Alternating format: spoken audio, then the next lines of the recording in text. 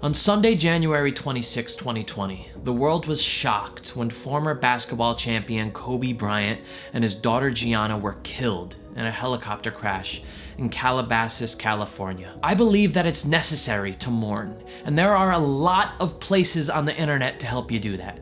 But what I want to do here on this channel is break down and teach what made someone like Kobe so beloved by the world, aside from just his amazing achievements on the basketball court. So as a tribute to the late Kobe Bryant and his family, get ready to dive into an analysis and celebration of the beautiful personality of Kobe Bryant in a very special episode of Classic Charm.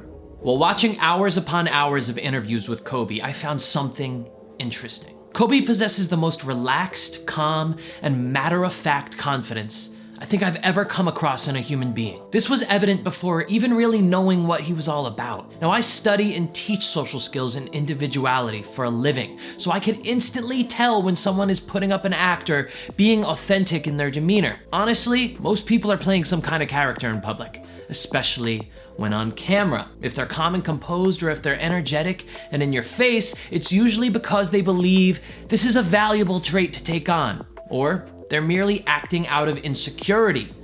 But Kobe, he's not like that. When you're watching Kobe on screen, he is exactly who he is, whenever, wherever. And me coming in at 17, I hated when like my teammates would say, you know, I get hit with an elbow, right? Shaq would hit me with an elbow in practice, and like, you know, Nick Van Exel would come up and say, "Are you okay?" I'm like, "Motherfucker, what?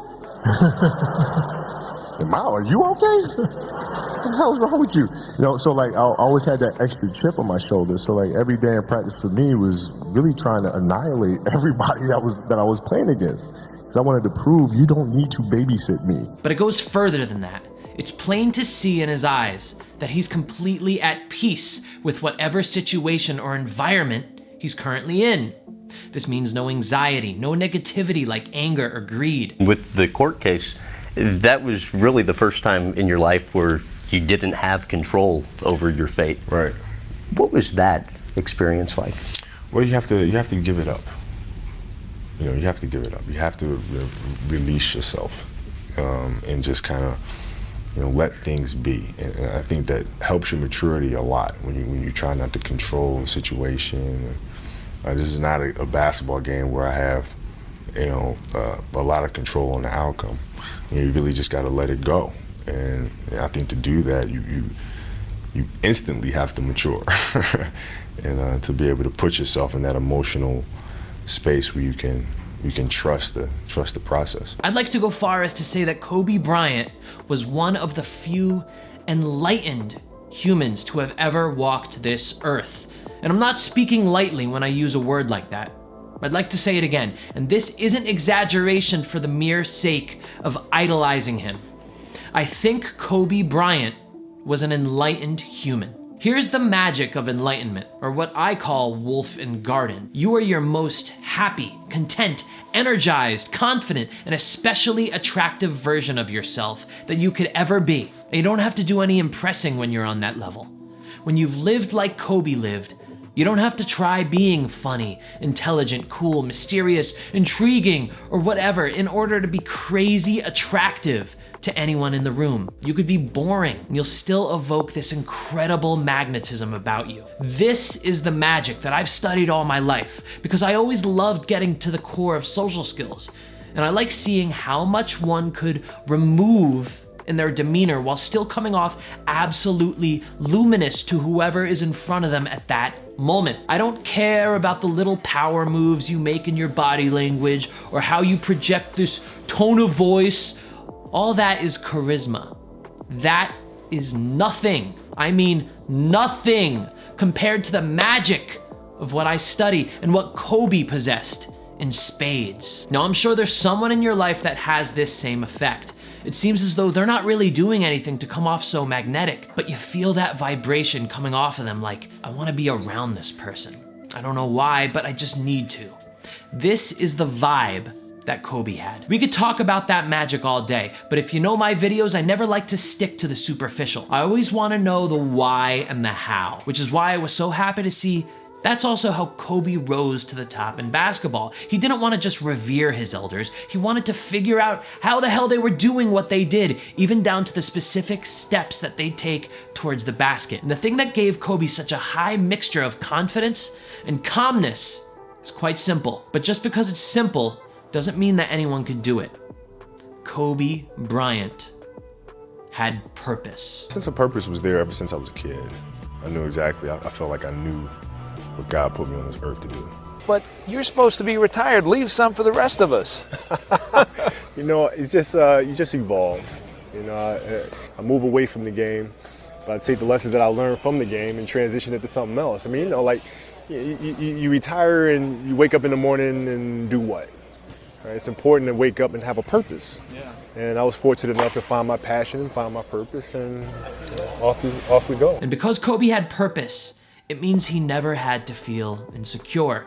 He never felt insecure about who he was meeting, what he was saying or doing. He never felt insecure about his direction in life and about the goals he had. He never second-guessed himself. He never felt negative about what he was doing. When you play, you're in control of the game. You know, you're in that moment, right? You don't have the nervousness because you know what the sequences are, you know what the options are, you know? This is what gave him the feeling of utter peace and positivity when meeting people. Kobe had purpose. But what is purpose? It's fun to throw around words like this to inspire yourself or make for a good video, but as simple as purpose is, hardly anyone actually is a purposeful human being. There may be things you'd like to accomplish, paths you'd like to take, but in the end, come on, be honest with yourself. You don't really care that much about achieving what you want. Kobe Bryant did. We talk about hard work all the time. It's like, you know, man, if you got to get up every single morning and remind yourself how hard you need to work, you probably need to choose a different profession, you know, because that shouldn't be there. I wake up in the morning excited to get to it. You know, if I'm not training, I'm missing it. If I'm not watching a game of basketball, I miss it. You know, there's no place I'd rather be. And if you have that feeling, then you're truly doing what God has put you on this earth to do. Kobe decided from a very young age that he wanted to become the best basketball player of all time. But most kids say that stuff. And I'm sure you've had a superlative for yourself sometime in your life, and it made you feel good to think about it for a short time, probably faded away. Kobe was different. He didn't fantasize. He made an actual decision that it will happen. And then he proceeded to bring that idea into actual reality by doing what he knew it would take to get there. You're out running on the track, working out, and you start talking to yourself saying, man, my knee is really sore right now. Maybe I'm doing too much. Sounds like me. Maybe I need to back off, you know. Man, my lungs are burning. Maybe I can just slow down here. I'll do like an extra 2 sets tomorrow.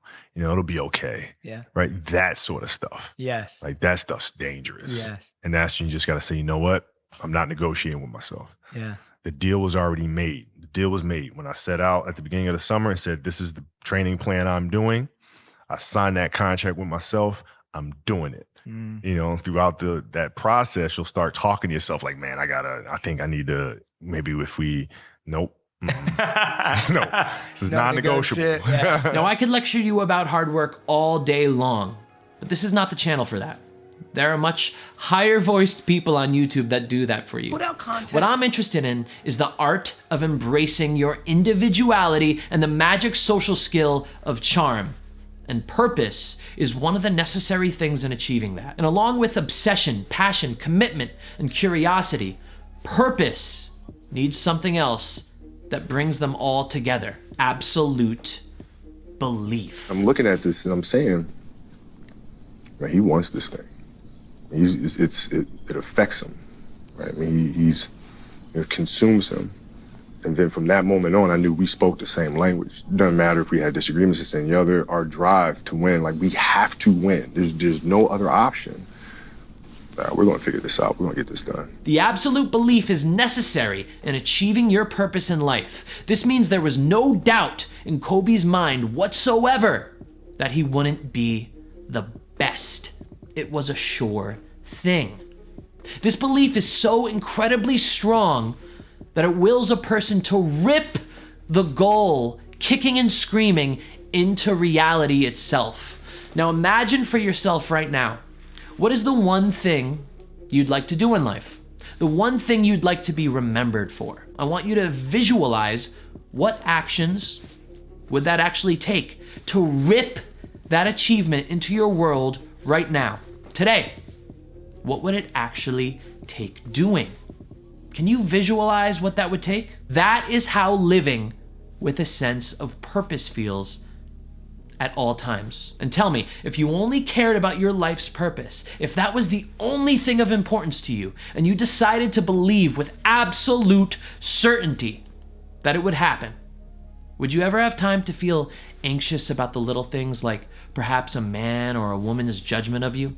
Would you even have a second to waste time on negativity or emotions like fear or anger? A person living with purpose believes his goals should be here now. Not tomorrow, next month, but it needs to be actualized right now. And do you think you'd have time to worry about how you're acting around a pretty girl or a cute boy if the most important thing in your life is your purpose? And also, think about how freaking hot it is for someone looking at that on the outside. People wet their pants in a sexy way when they see that incredible, doubtless fire you possess on the inside. Now, me and Kobe believe people are spending too much time on the superficial things when working on their attractiveness. Make sure you say these 3 words to a woman to make her interested in you. If you keep your focus on crap like that, you'll be spinning your wheels at a standstill for years. That stuff is entertainment disguised as advice. Which shirt should I wear? How should I respond to this text? Did she think that what I said right there was weird? I need to have more followers on Instagram. I don't have cool enough friends. All of this worrying, it's a waste. When you're living with purpose, you know exactly the right words to say, the right actions to take, and you only feel crazy motivation about achieving it. This, above being a champion athlete, above his Oscar award, even above his role as a committed family man, will be Kobe's lasting legacy. Kobe Bryant, the enlightened sports star, will be remembered most for being the perfect embodiment of purpose. He'll act as the example for us to model ourselves after and inspire us all to be the greatest version of ourselves through having our own unique purpose on this planet, and to do it with such a calm, peaceful, loving energy all throughout. If you want to learn more about how to unlock the power of purpose and discover the only other 2 things that Kobe used to become the greatest of all time, I'd like to give you my new audiobook, Iconic Bachelor, Learning from the Greats, for free. Just move down to the link in the description and pow, it's yours. I've been a social development coach for the past 15 years plus, and beyond anything else, the 3 skills in this book are the most important and only things you need to become the most confident, attractive, and happy person you could be. And so I want to get it into as many people's lives as possible. I was humbled to be able to study Kobe Bryant for an entire week and make a video that celebrates his amazing life. I make videos that break down the charm of notable figures every week on this channel. So if you enjoyed this journey we just took together, it's in your best interest to subscribe right now and enable all notifications with that little bell, as YouTube will not even show you my upcoming videos if you don't. I'm a people person, and because of that, the real conversation happens down below in the comments. I genuinely try to responding to every single comment that's made to me, just because of how appreciative I really am that you want to talk to me. So continue the convo with me on what you think made Kobe so great. On last week's analysis on David Dobrik, my favorite comment was from Chris Sopsful, who said, "How do you think about the fact that he buys for his friends cars all the time instead of doing something different to be thankful?" That's a great point. First of all, you want to understand that everyone shows love differently. And also, you got to remember, David's still in his early 20s. Right now, the most exciting thing he probably could imagine doing for his friends is getting them big presents like this, especially because he can. Who knows how that will evolve as he matures. Lastly, let's help keep Kobe's true legacy alive by sharing this video to whoever you think might benefit from it. We all could get depressed or lost about our journey in life, and I hope we could use Kobe as the perfect example of how to get focused on the right things. That's it for today. Remember, I'll see you in my next video, and remember, relationships are everything.